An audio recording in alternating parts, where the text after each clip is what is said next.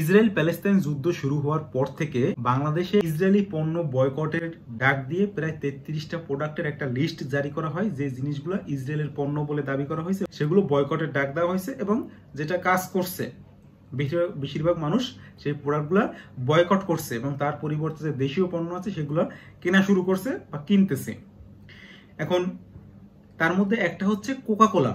Coca-Cola সবসময় আলোচনায় ছিল, কিন্তু বর্তমানে গত 2 দিন থেকে আবার বেশি আলোচনায় আসছে একটা টিভি অ্যাডের কারণে।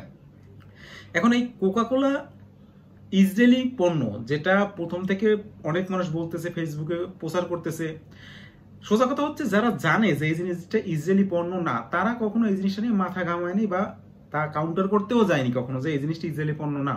এই যে প্রচারণা, এটা তারাই করছে যারা জানতো না যে কোকা-কোলা আসলে ইসরায়েলি পণ্য কিনা, বা এই যে লিস্টগুলো আছে এগুলো অ্যাকচুয়ালি ইসরায়েলি পণ্য কিনা। যারা না বুঝেই ওই ফরওয়ার্ড করা মেসেজ আবার ফরওয়ার্ড করে দিছে, ওই শেয়ার করা পোস্ট আবার শেয়ার করে দিছে, এরকম লোক।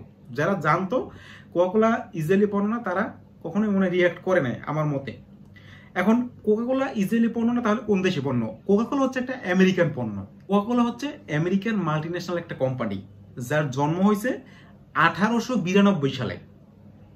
আজ থেকে প্রায় 130 বছর আগে, 1892 সালে।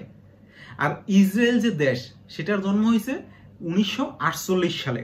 একটু যদি ইতিহাস ঘাটাঘাটি করেন তাহলে সবকিছু জানতে পারবেন। কোকা-কোলার বয়সে যখন 50 পেরিয়ে গেছে, তারপরে গিয়ে ইসরায়েলের জন্ম হয়েছে। তাহলে কোকা-কোলা ইসরায়েলি পণ্য কিভাবে হবে? কোকা-কোলা মোটেই ইসরায়েলি পণ্য না। আমার কথা কেউ অফেন্ড হবেন না, আমি জাস্ট সত্যটা বলতেছি। আমি কোকা-কোলাও খাই না বা অন্য যে কোনো ধরনের কোনো কোল্ড ড্রিঙ্কস খাই না।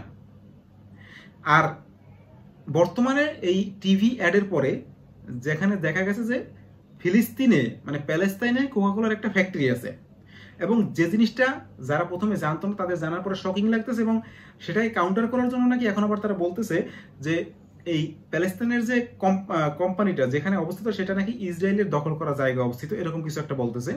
তো সেটাও ক্লিয়ার করে দেই, প্যালেস্তাইনে কোকা-কোলার ফ্যাক্টরি আছে। কোকা-কোলা 1997 সালে ফ্র্যাঞ্চাইজি সিস্টেম চালু করে, এবং তখন প্যালেস্তাইনের একটা কোম্পানি এনবিসি, সেই এনবিসি কোম্পানির সাথে কোকা-কোলার চুক্তি হয়, মানে ফ্র্যাঞ্চাইজি যেভাবে হয় আর কি।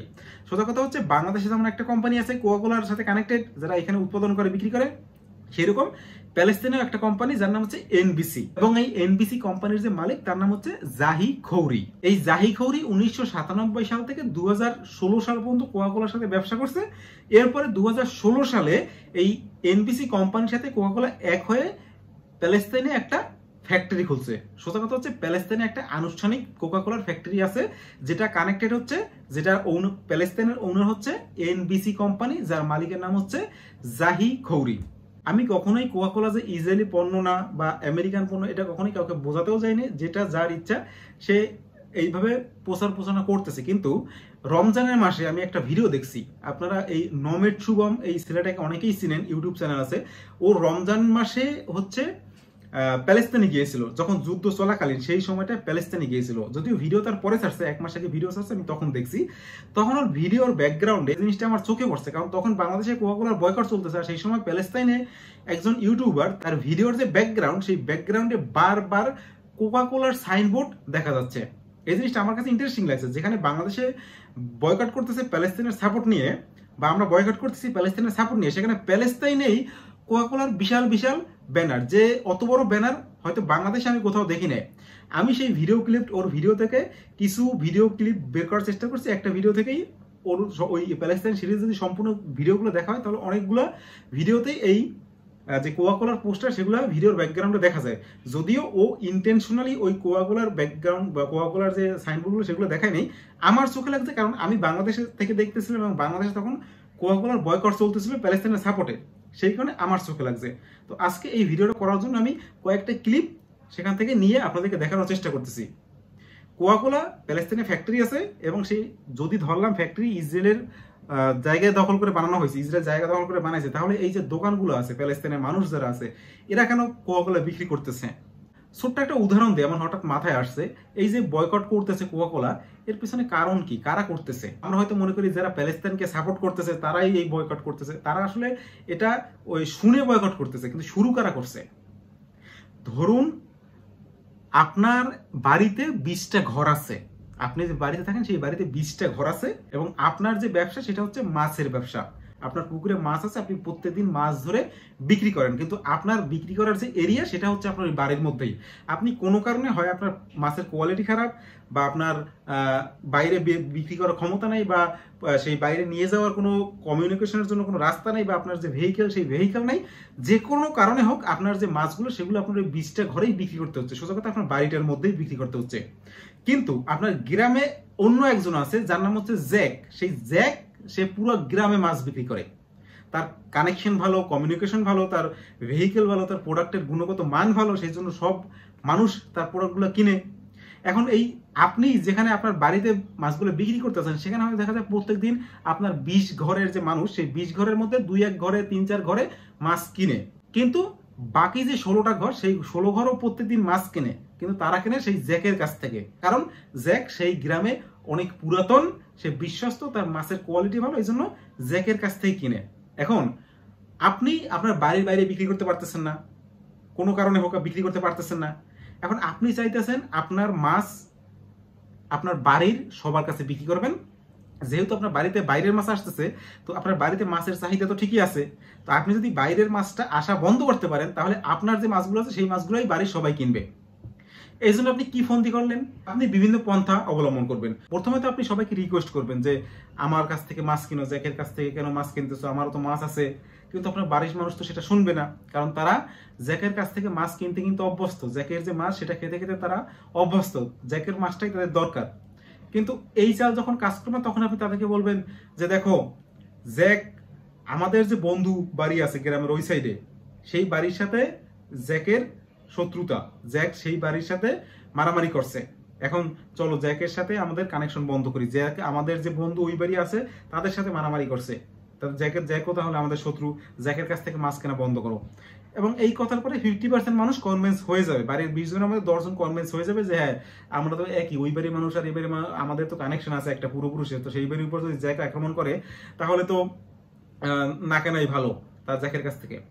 আপনার 50% সেখান থেকে চান্স হয়ে গেছে। এরপরে যখন আপনি 100% করতে যাবেন তখন কি চাল চালবেন? প্রথম 50% আপনি দেশভক্তি, ন্যাশনালিজম বা বাড়ি ভক্তি যেটা আছে সেই বাড়ি ভক্তি দেখাই 10 জনকে আপনার দলে আনতে পারছেন, 10 জনে জ্যাকের মাছটাকে বয়কট করছে। এরপরে বাকি থাকে আরো 10 জন, আরো 50%।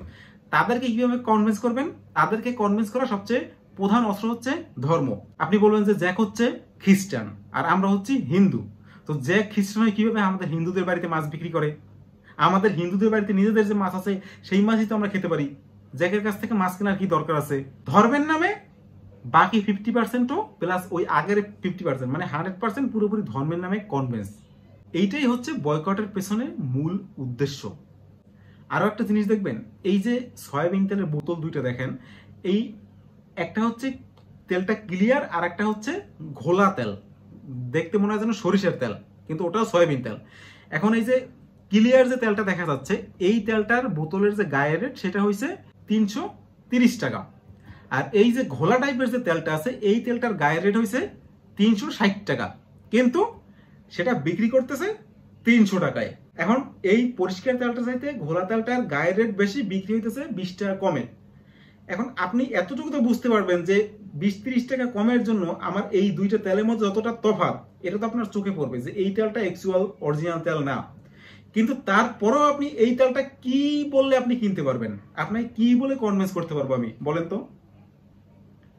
আপনাকে একটা জিনিস দিয়েই কনভিন্স করা যাবে, সেটা হচ্ছে ন্যাশনালিজম। বলবো এটা হচ্ছে দেশীয় পণ্য আর এইটাও পরিষ্কার তেলটা হচ্ছে বিদেশি পণ্য।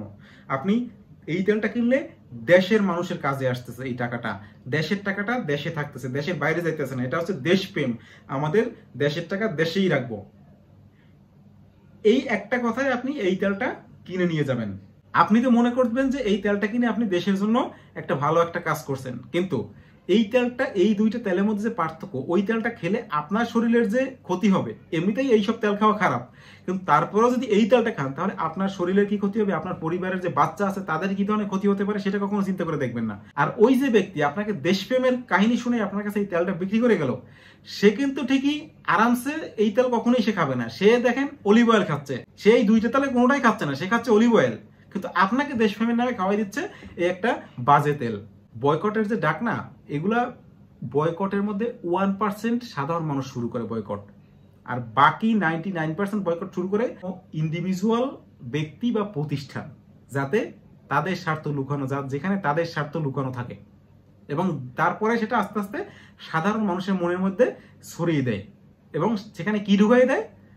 দুইটা জিনিস, একটা হচ্ছে ন্যাশনালিজম, দেশপ্রেম, আর একটা হচ্ছে ধর্ম।